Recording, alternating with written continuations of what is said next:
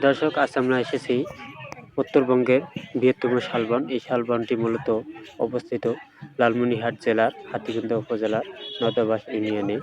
শালবনটি অনেক সুন্দর একটি বন, যেটি আমরা প্রায়শই দেখে থাকি যে আমাদের উত্তরবঙ্গের একটি বৃহত্তম শালবন রয়েছে।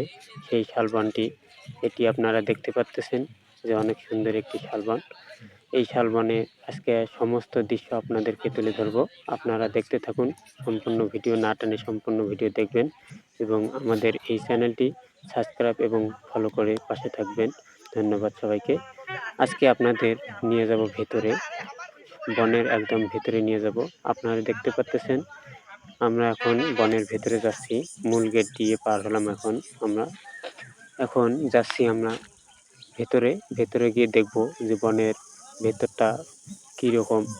আজকে মূলত ঈদের দ্বিতীয় দিন, অনেক লোকজন হয়েছে। অনেক সুন্দর একটি মুহূর্ত। অনেকেই দূর দূরান্ত থেকে এসে এই বনের ভিতরে ঢুকে তারা উপভোগ করতেছে।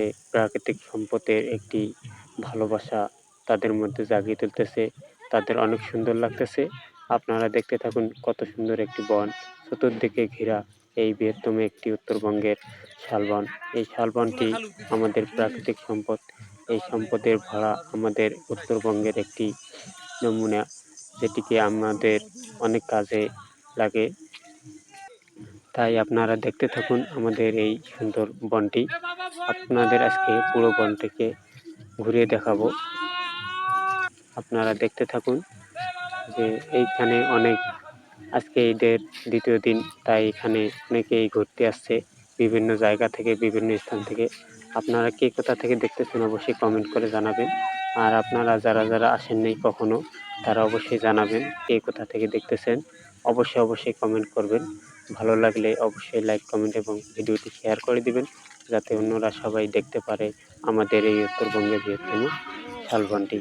এই শালবনটি মূলত আমাদের লালমনিরহাট জেলার, আবারও বলছি, আমাদের লালমনিরহাট জেলার হাতীগুন্দা উপজেলার নদাবাস ইউনিয়নে, যেটি দৈখোয়া বাজার এবং নদাবাস ইউনিয়নের মাঝামাঝি পড়ে। বনটি অনেক বড় একটি বন। এখানে 3টি বন আছে, তার মধ্যে এই বনটি হয়েছে বৃহত্তম একটি বন। এই বনটির শুধু শাল গাছ এবং বিভিন্ন বেতের গাছ রয়েছে। আপনারা দেখতে পাচ্ছেন অনেক কাঁটাযুক্ত বেতের গাছ এবং শুধু শালবন। আপনারা পুরো ভিডিওটি দেখতে থাকুন।